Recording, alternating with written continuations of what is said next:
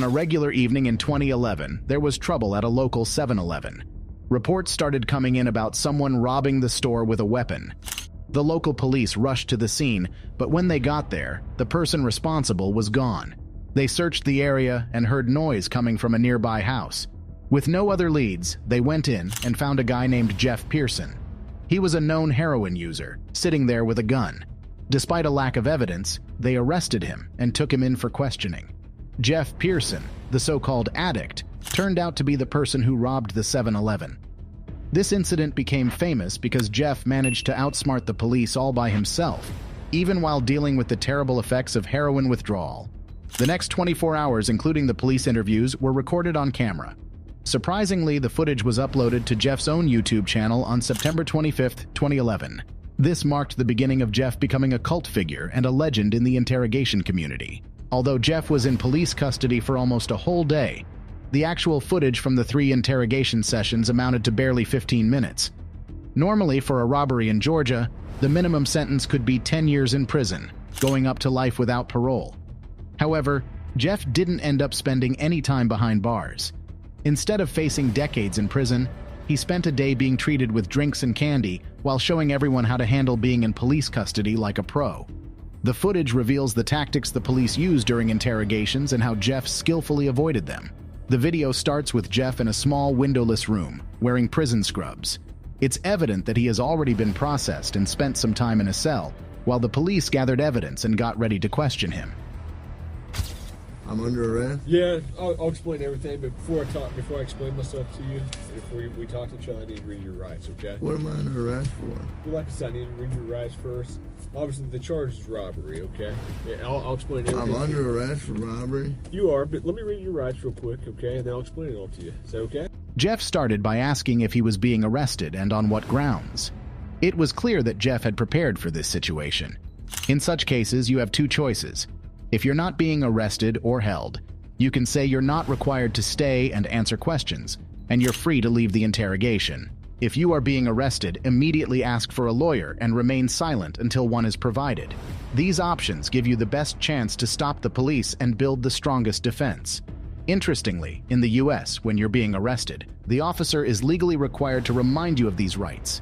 You can hear this in the Miranda warning read by the detective to Jeff. You have the right to remain silent. Anything you say can and will be used against you in the court of law. You have the right to talk to a lawyer for advice before we question you, and have him or her with you during questioning. If you cannot afford to hire a lawyer and you want one, a lawyer will be provided for you. If you decide to answer questions now without a lawyer present, you'll still have the right to stop answering questions at any time. You also have the right to stop answering at any time that you want until you talk to a lawyer. Does that make sense? These 3 points are really important, but many people don't pay enough attention to them because they're scared of getting arrested. Also, because we hear these things a lot in police shows and movies, we tend to ignore them when they're actually being read to us. It's crucial to realize that these rights are useful information to keep us safe while in police custody. One important thing the detective didn't mention is that if you ask for a lawyer when you're arrested, they can't keep questioning you, and you have the right to refuse to answer any questions until you have a lawyer. The detective also made a mean comment about Jeff's past at the end, maybe to make him remember he's been in trouble before. So it's vital to understand your rights to protect yourself in these situations. Do you understand your rights? Do you understand your rights, Jeff? Yes or no? Do you understand?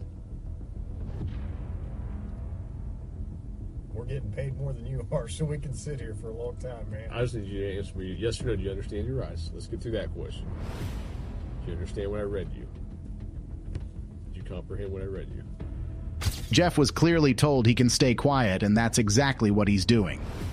The main detective leans back, trying to seem unbothered by Jeff's silence.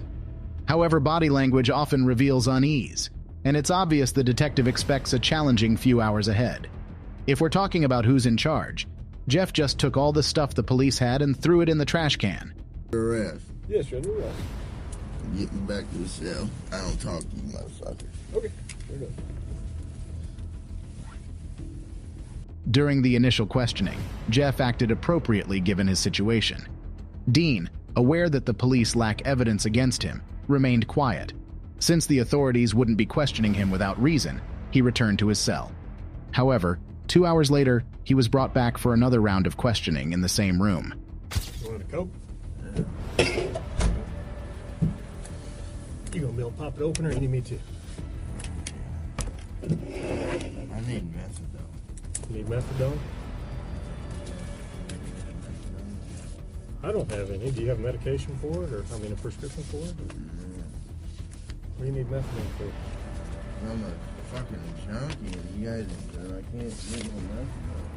I'm gonna go through withdrawal here in a minute. Jeff asked for a soda can before going back to the interrogation room.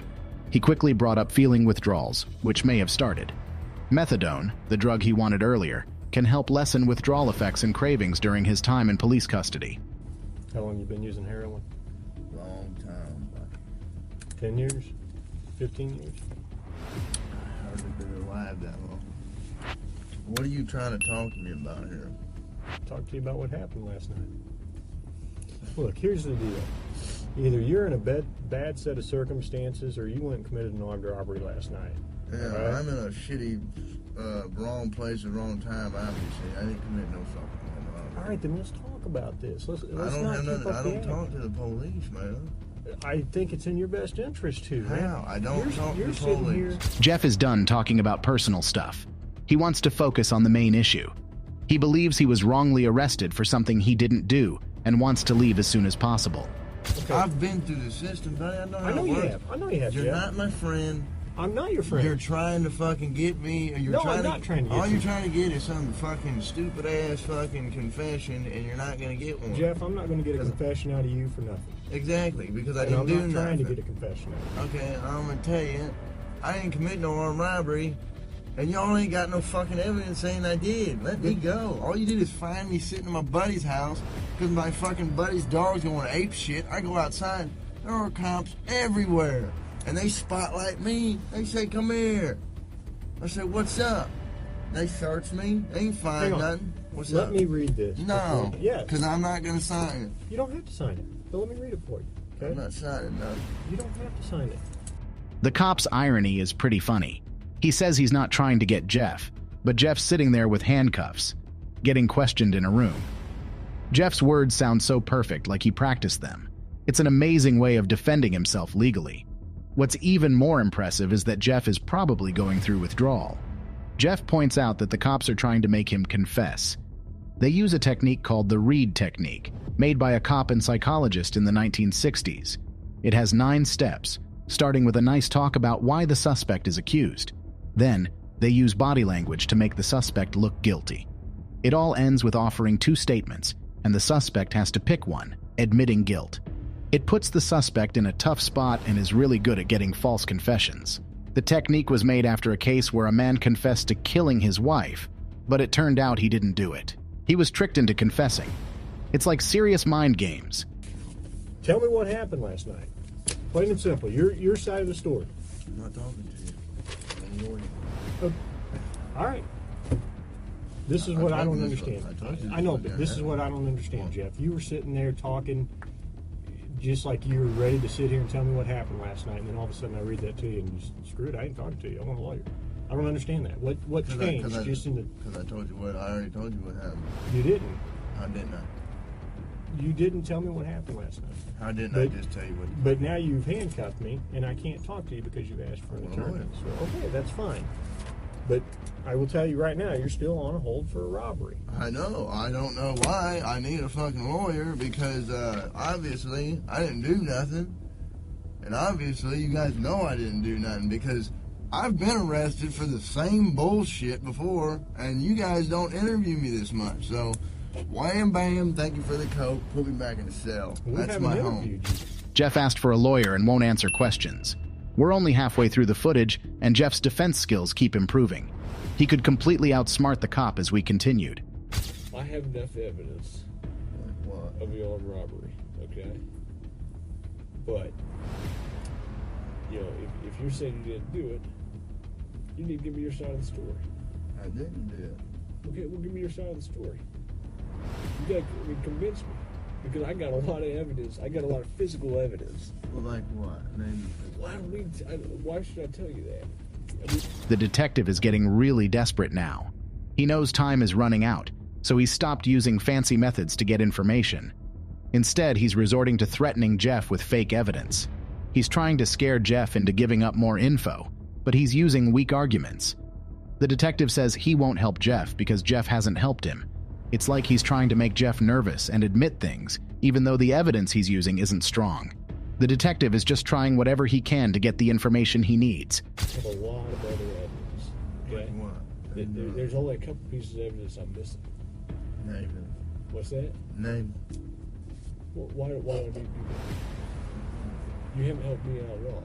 You give me a little bit, I give you a little bit. We go back and forth. I give you one of my pieces of evidence, and I give me a little something. All right? What time do you get over to Aaron's house?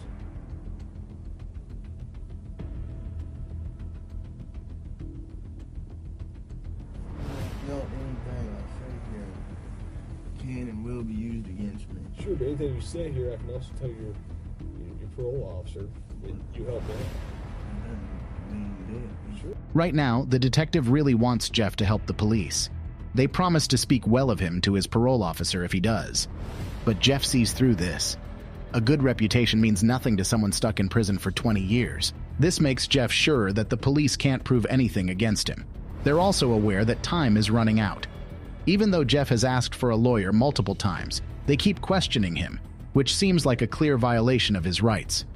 The police are feeling the pressure because they know they need to get information from Jeff soon, or they'll run out of time. Jeff is watching the clock closely. For the next 4 minutes of questioning, Jeff keeps saying no to everything the police say.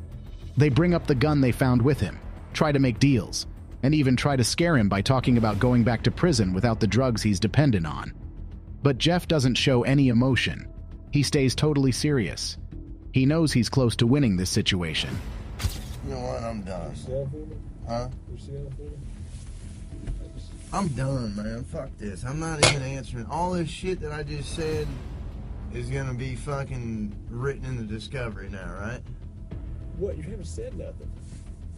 I mean, every little stupid thing that you've asked me, dude, is gonna be in the discovery. I'm not even gonna do discovery. The prosecutor is. Okay. So, I mean, you halfway know the system, how things work, and you halfway don't. Am I right? I half-assed know Yeah. that the only reason I came up here is to get a fucking coat. Yeah. And I got it, but now I want a Butterfinger. But that's not gonna happen for a while.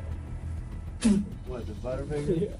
For the past few hours, the police questioned a man who was clearly in pain, refusing to let him use his prescribed medicine. They kept asking him about a crime without any evidence.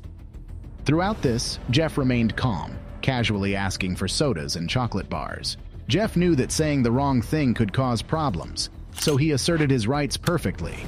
12 hours later, records show he was released and allowed to go on his way. After this incident, Jeff turned his life around. He quit using heroin and now spends his time uploading videos to the same YouTube channel where this footage was shared. He creates music and shares tips on how to avoid falling for police tricks. If you enjoy true crime videos like this, be sure to subscribe to his channel.